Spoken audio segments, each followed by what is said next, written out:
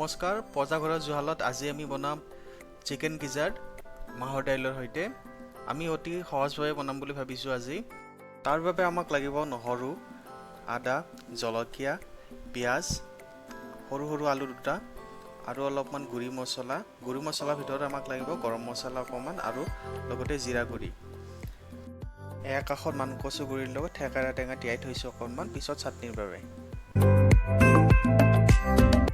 এতিয়া আমি চিকেনখিনি সৰু সৰু টুকুৰা কৰি কাটি লম চিকেনখিনি সৰু সৰু হোৱাৰ লগতে একে সমান জখৰ হোৱা উচিত যাতে ফ্ৰাই কৰোঁতে সুবিধা হয় লগতে বেছি টাইম নালাগে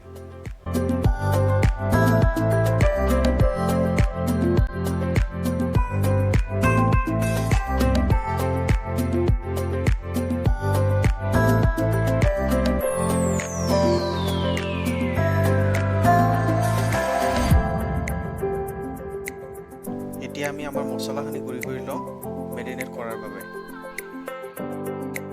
মছলাখিনি বেছি গুৰি নহলেও কথা নাই অলপমান থেতেলাই ললে হ'ল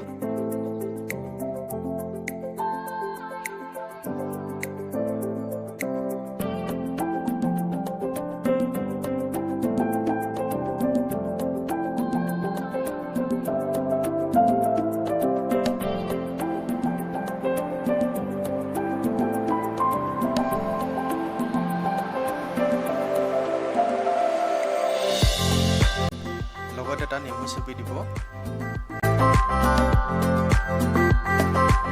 এতিয়া আমি মেৰিনেট কৰাৰ বাবে নিমখ জোখমতে দি লম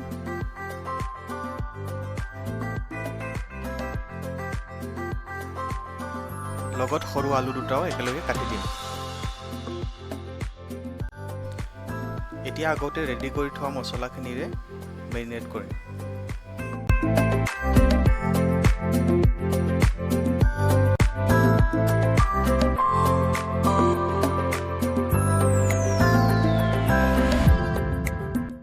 এতিয়া হালধি পাউডাৰ গৰম মছলা আৰু জিৰা পাউডাৰখিনি তাৰ ওপৰত ছটিয়াই দিম মছলাখিনি অৰ্গেনিক মছলা বা ঘৰৰ মছলা হ'লে বেছি ভাল হয় বেছি সোৱাদ হয় বস্তুখিনি আমি ইয়াত সাধাৰণতে ঘৰৰ মছলা বা অৰ্গেনিক মছলা ব্যৱহাৰ কৰোঁ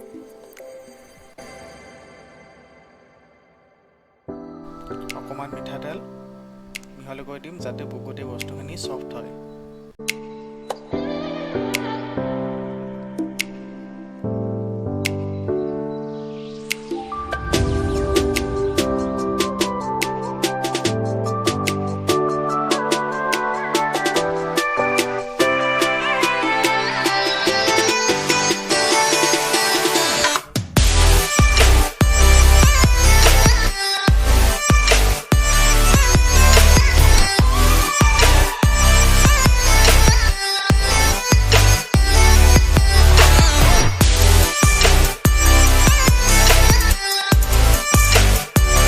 এতিয়া গোটেইখিনি ভালদৰে মিহলি কৰি লৈ 10 মিনিটমান মেৰিনেট কৰি থৈ দিব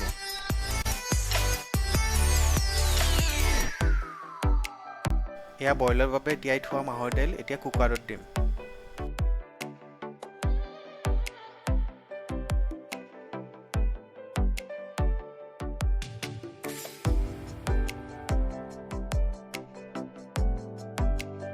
কুকাৰত জোখমতে নিমখ অকণমান দি জুইৰ ওপৰত তুলি দিব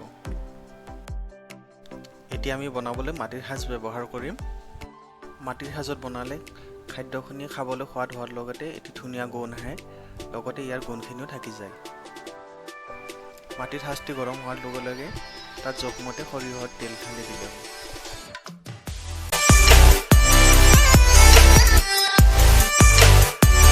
গৰম হোৱাৰ লগে লগে দুটি তেজপাত ওপৰত দিব আৰু লগতে আগতে ৰেডি কৰি থোৱা মেৰিনেট মাংসখিনি ওপৰত ঢালি দিব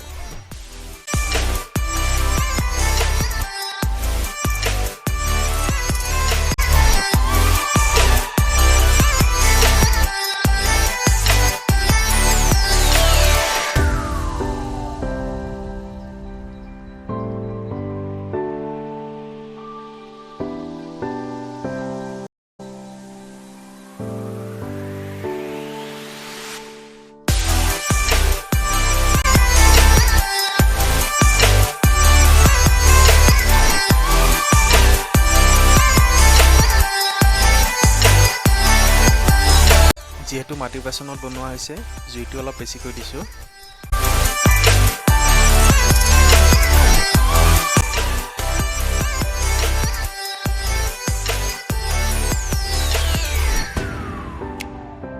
এতিয়া মাংসখিনি সিজিবলৈ ওপৰত ঢাকনি দি দিম।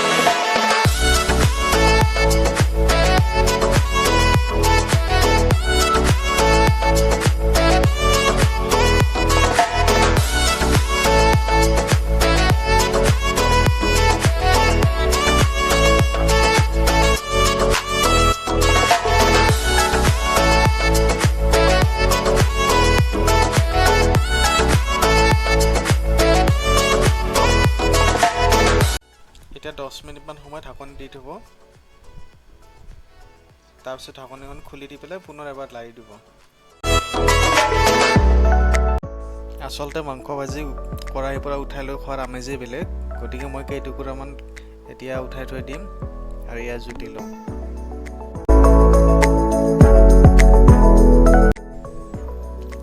এতিয়া মই মাহৰ দাইলখিনি ইয়াত ওপৰত দি দিম, দি পেলাই অলপ ফ্ৰাই কৰি ল'ম।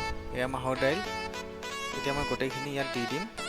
তাৰপিছত গোটেইখিনি ভালকৈ মিহলি কৰি ফ্ৰাই কৰি ল'ম।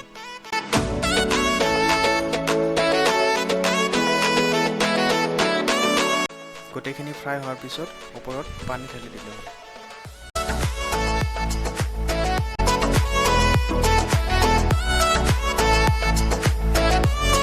এতিয়া গোটেইখিনি ভালকৈ উতলিব দিব।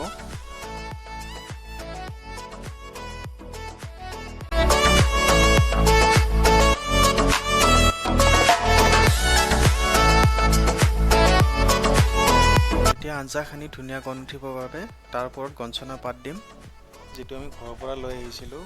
ইয়াত বেংগলোৰত নাপায়, গতিকে আমি আহোঁতে ঘৰৰ পৰা লৈ আহিছিলোঁ। এয়া চাওক, আমাৰ ঘৰত বাগানত ডাঙৰে হৈছে।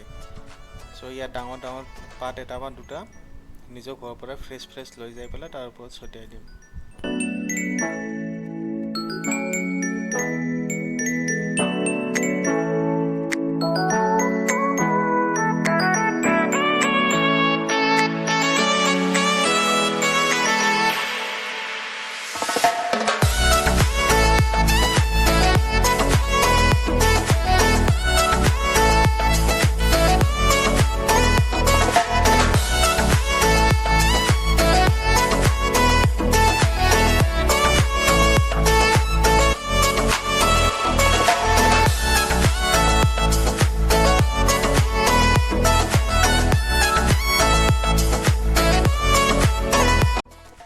আমাৰ ৰান্ধনি হাই কৰি দিয়া। গোটেইখিনি হৈ যোৱাৰ পিছত এতিয়া আমি কেইটামান কেপচিকাম ভাজি ল'ম তাৰ লগত খাবলৈ।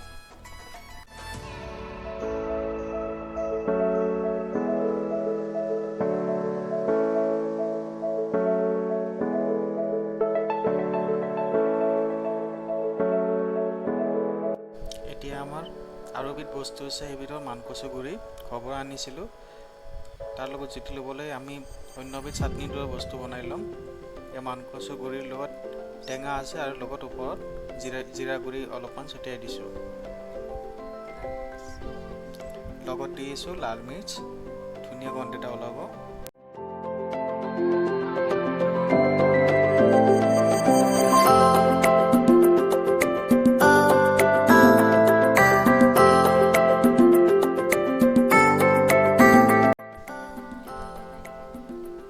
অকণমান তেল,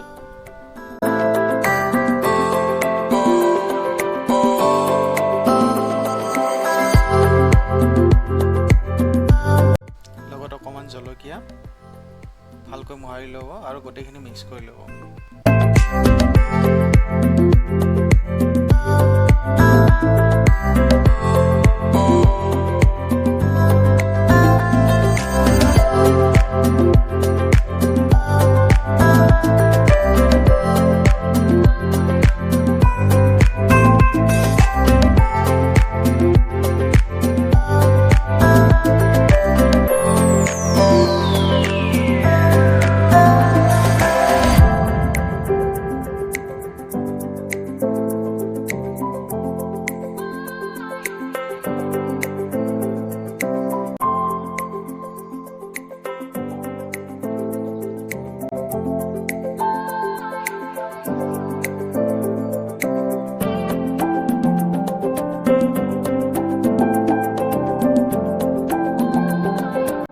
ইয়াতে সুন্দৰ মিক্স তৈয়াৰ হৈ গ'ল।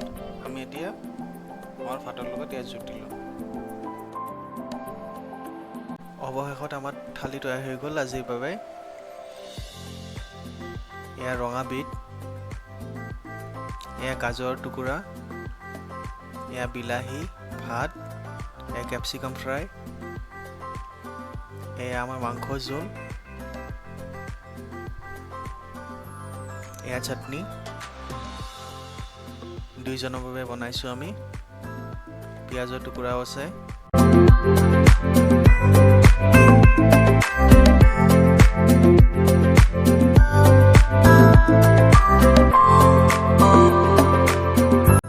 পজাঘৰৰ জুহালত আজিলৈ ইমানে। ভিডিঅ'টো ভাল লাগিলে আপোনালোকে লাইক কৰিব, কমেণ্ট কৰিব, শ্বেয়াৰ কৰিব, লগতে চেনেলটি ছাবস্ক্ৰাইব কৰিব। ধন্যবাদ।